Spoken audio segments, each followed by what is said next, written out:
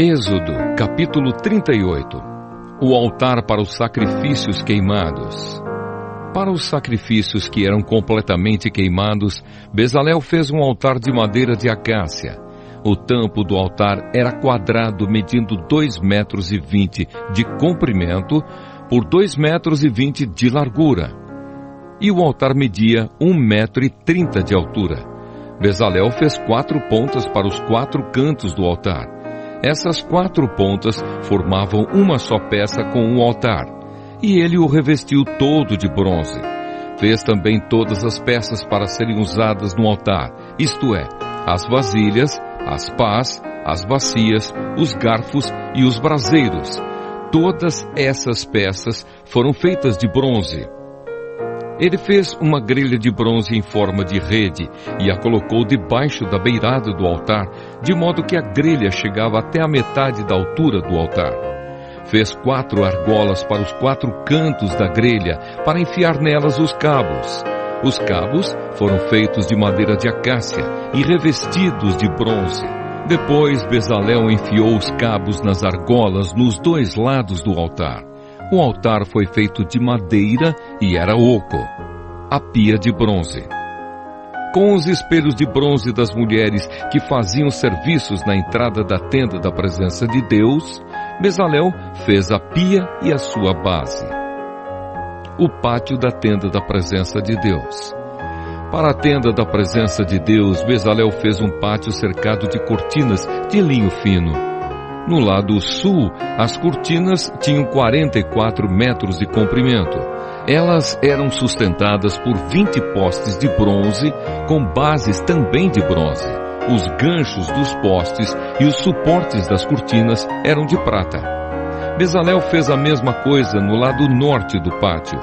O pátio tinha 22 metros de largura. Portanto, nos lados oeste e leste, as cortinas tinham 22 metros de comprimento. Para sustentarem as cortinas havia 10 postes e 10 bases. Os ganchos e os suportes eram de prata. A entrada do pátio ficava no lado leste.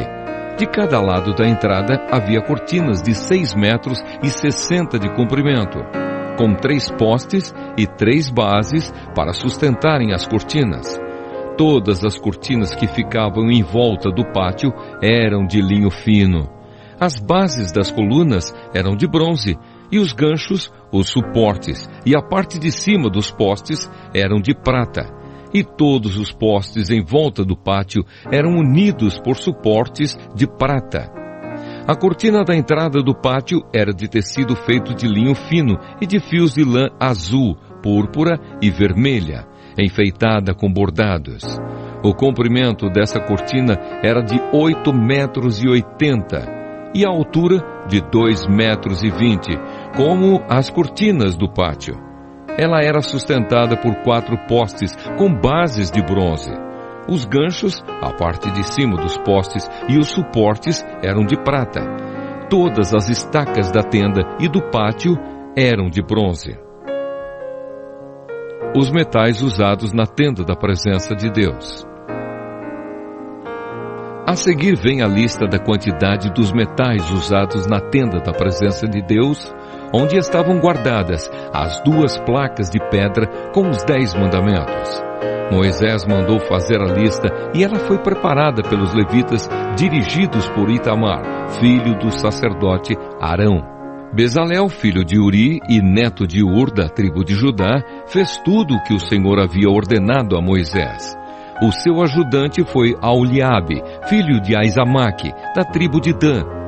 Aholiabe era gravador, desenhista e tecia linho fino e fios de lã azul, púrpura e vermelha. Todo o ouro que havia sido oferecido ao Senhor para a tenda sagrada pesava 1.000 quilos, de acordo com a tabela oficial. A prata da contagem do povo pesava 3.430 quilos, de acordo com a tabela oficial. Essa quantia foi igual ao total pago por todos os homens alistados na contagem do povo. E cada homem pagava a importância exigida, pesada de acordo com a tabela oficial. Foram alistados na contagem 603.550 homens de 20 anos para cima. Foram usados 3.400 quilos de prata para fazer as 100 bases da tenda sagrada e da cortina, isto é, 34 quilos para cada base. Com os 30 quilos de prata que sobraram, Bezalel fez os cabos, os ganchos para os postes e a parte de cima dos postes. O bronze que foi oferecido a Deus dava um total de 2.425 quilos. Com isso, Bezalel fez as bases para a entrada da tenda da presença de Deus.